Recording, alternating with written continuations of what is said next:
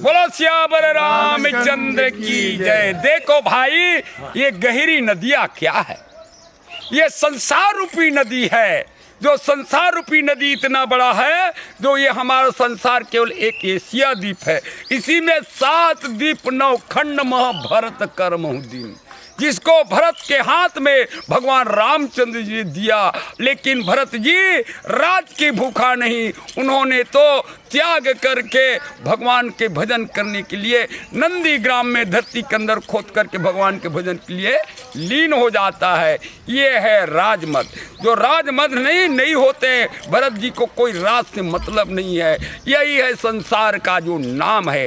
तो सत्य नाम एक नाव बना, राम नाम पतवार। जिसके पास राम नाम रूपी पतवार है, वही भौर से पार होता है। ज्ञान खड़ग हरि लेके सारा, जो ज्ञान के खड़ग को लेकर के सहारा लेकर के चलता है, उसको काम क्रोध मद लोभ सब भग जाता है। यही है संसार का असली है। तो कहत संत सुनो भव साधु, यह पद है निर्वाणा। कहते हैं कि संत कहता है कि यह पद है निर्वाण। जो इस पद का अर्थ लगावे सो जन चतुर सुजान। जिसका जो मनुष्य इसका अर्थ लगाता है, वही को सचुर सुजान माना जाता है। और संसार में और कोई चीज नहीं है, एक तो सहज ही ज्ञान है। बोलो श्याम रामचंद्र की जय।